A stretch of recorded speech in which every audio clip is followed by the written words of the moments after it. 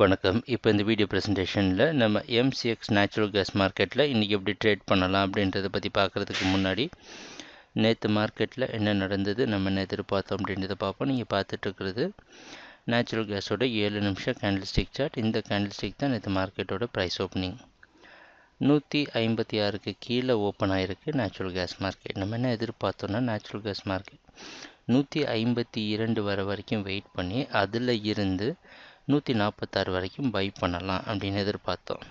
ஏன்னா natural gas market நம்ம முன்னாடி குறிப்பிட்டு சொன்ன மாதிரி 130 அப்படின்ற இடத்துலேருந்து ஒரு 4 நாள் ட்ரேடிங் செஷன்லேயே 160 வரைக்கும் மார்க்கெட் மேலே போயிருக்கு.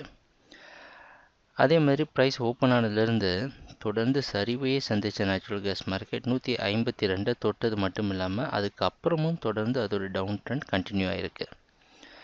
149 மட்டும் ஓரளவு பையிங் கொஞ்சம் சப்போர்ட் கொடுத்துருக்கு. ஏன்னா அதுக்கு முன்னாடி நாள் க்ளோசிங் அப்படின்ற இடத்துல மார்க்கெட்டில் ஒரு பையிங் இருந்தது. ஆனால் அதுவும் பலன் கொடுக்காம 146 பக்கமாக வந்து ஓரளவு 2 பாயிண்ட் மேலே போய் 147.6 க்ளோஸ் ஆகிடுச்சு. கொஞ்சம் ஜாக்கிரதையாக இருக்கணும் அப்படின்ற காரணத்தினால தான் ட்ராப் ஆனதுக்கப்புறம் வாங்க ஆரம்பிக்கலாம்னு நினச்சோம். மார்க்கெட்டில் ஒரு கரெக்ஷனை எதிர்பார்த்துட்டு இருந்தோம். ஆனால் அது நடக்காமல் 146 வரைக்கும் வந்திருக்கு. ஓரளவு நம்ம நேற்று அப்ளை பண்ண மெத்தடில் கொஞ்சம் சேஃபாக இருந்தால் கூட ஆனால் முழுமையாக மார்க்கெட் பையிங்க்கு சாதகமாக அமையலை, கம்மியாகவே வந்து க்ளோஸ் ஆகிருக்கு.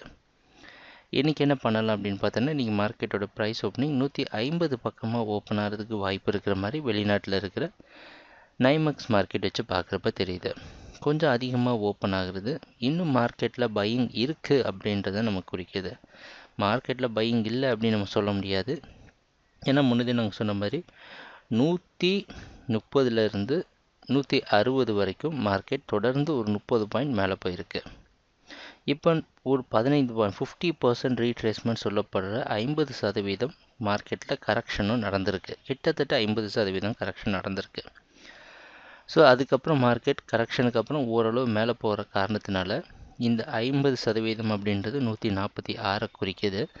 அதுக்கு கீழே ப்ரைஸ் வந்துடுச்சுன்னா ஓரளவு வீக் ஆகிரும். அதுக்கு மேலே ப்ரைஸ் இருக்கிற வரைக்கும் மார்க்கெட் மறுபடியும் அதோடைய பையிங்லேயே இருக்கிறதுக்கான வாய்ப்புகள் அதிகமாக உண்டு. அதனால் இன்றைக்கி மார்க்கெட் பையிங்க்கு சாதகமாக இருக்கும்னு எதிர்பார்க்குறோம்.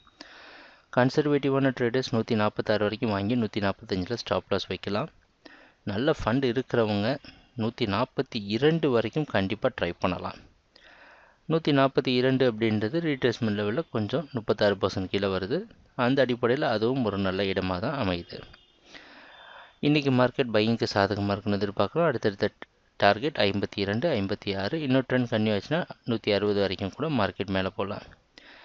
ஸ்டாப் லாஸ் ஜோன் ஏன் அதிகமாக இருக்குதுன்னு நீங்கள் நினைக்கலாம். ஆனால் ஏற்ற இறக்கம் சமீப காலத்தில் ஒரு 4 நாளாக நேச்சுரல் கேஸ் மார்க்கெட்டில் ஒரே நாளில் 8-10 பாயிண்ட் மூவ்மெண்ட்லாம் நடந்துகிட்ருக்கு. ஏற்ற இறக்கங்கள் அதிகமான சமயத்தில் ஸ்டாப் லாஸ் ஜோனும் அதிகமாகுது. ட்ரேடிங் நடக்கிறப்ப பார்ப்போம் என்னென்ன மாற்றங்கள் வருதுன்னு. எங்கள் வீடியோ ப்ரெசன்டேஷனை தொடர்ந்து பார்த்துட்டு இருந்ததுக்கு மிக்க நன்றி, மகிழ்ச்சி, வணக்கம்.